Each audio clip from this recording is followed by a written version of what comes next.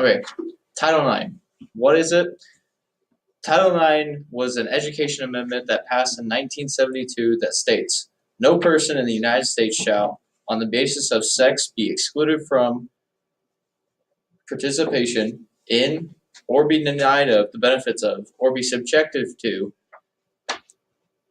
discrimination under any education, sports, or activity that receives federal funding.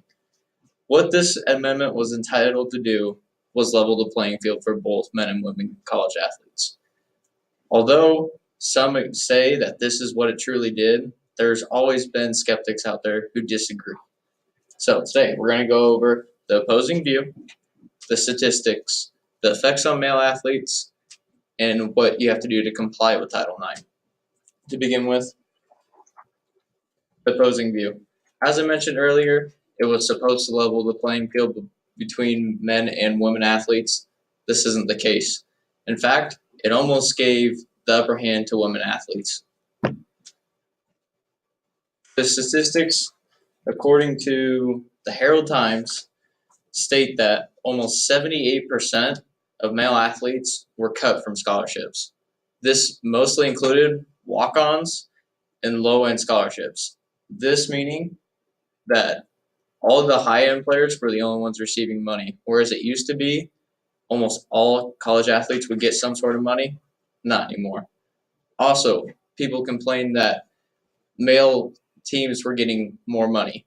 Although in most cases it's true that male teams do receive most funding, also, according to the NCAA, they also raise the most.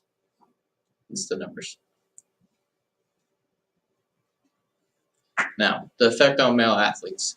The effect that this has on the male athletes that are going into college from high schools all around is that they're no longer trying as hard to be the athletes that everybody wants to see.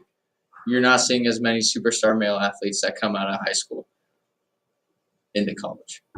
So, what Title IX did was now, instead of any number of players can be on any number of sports teams, regardless of what that is, these male athletes are having spots taken away from them just for the college to be able to comply. Now, there was 3 different ways in the legislature that you could comply to Title IX as a college. The first being that you had to demonstrate women's participation in sports is proportional to their enrollment in the college as a whole. The second is to show that the school itself is increasing the number of sports options for the women's teams as much as it is for the men's teams. Or they have to show that the school is meeting the interests and the abilities of all women, not just the males. In Indiana University, 5 years after the legislature was passed, they cut out their men's swim team, the men's gymnastics team, and the men's polo team, I believe is what it was, all in order just to comply with Title IX. They also cut 6 All-American athletes. So, to recap, we talked about the opposing view,